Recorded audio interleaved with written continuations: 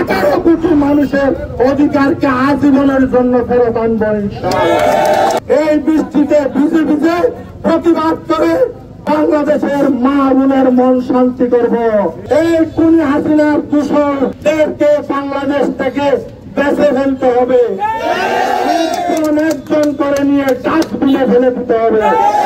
এই মুক্তির আন্দোলন সংগ্রামে যে শেখ হাসিনার দূষণেরা গুলি করেছে, ছাত্রদেরকে হত্যা করেছে, টেকনাফে যারা ছাত্র জনতার আন্দোলনে গুলি করেছে, তাদেরকে আইনের আওতায় এনে ছাত্র জনতা কুত্তার মতো রাস্তায় নিয়ে ধরে প্রশাসনের হাতে সুযোগ করবো ইনশাআল্লাহ।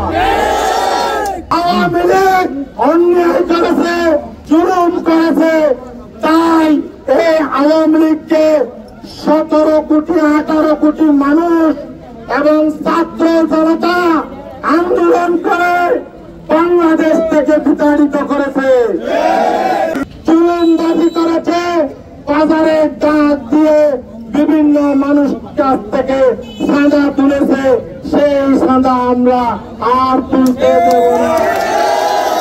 আমরা ছাত্র জনতা, এদেশের প্রতিবাদী মানুষ, আমরা আমাদের স্বাধীনতা রক্ষা করব ইনশাআল্লাহ। আমরা আমাদের ভোটাধিকার ফেরত পেয়েছি ইনশাআল্লাহ। আগামীতে সুষ্ঠু ভোট হবে। ডক্টর ইউনূস সাহেবের আন্ডারে সরকারকে সহযোগিতা করে এই খুনি হাসিনার দূষণদেরকে বাংলাদেশ থেকে বেঁচে ফেলতে হবে, একজন করে নিয়ে ডাস্টবিনে ফেলে দিতে হবে। আর কোনদিন যাতে তারা বাংলাদেশের মানুষকে নির্যাতন করতে না পারে। 18 কোটি মানুষের অধিকারকে আজীবনের জন্য ফেরত আনবো ইনশাআল্লাহ। এই সামান্য জোরকে বই করবেন না, তোয়াক্কা করবেন না। আমরা আমাদের মা বোনেরা শত শত ছাত্র ভাইদেরকে হারিয়েছে এই বৃষ্টির মাধ্যমে।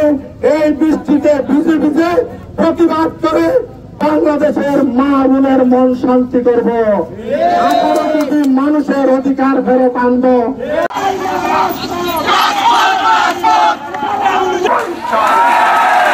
আমাদের বৃষ্টিতে বৃষ্টিতে কোনো অসুবিধা আছে?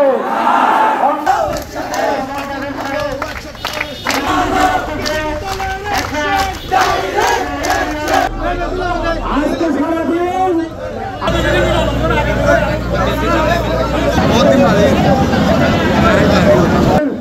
বিক্ষুব্ধ সমাবেশ এখনই শুরু করতে যাচ্ছি।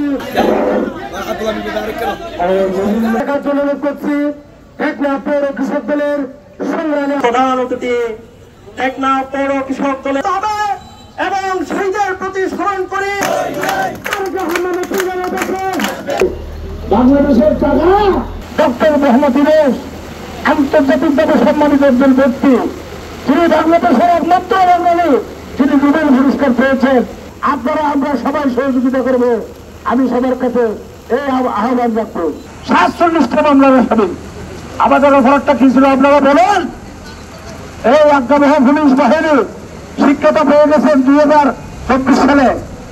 আগামীতে এই শিক্ষা মনে রেখে আপনারা জনগণের সেবক হিসেবে গোলাম হিসেবে কাজ করেন।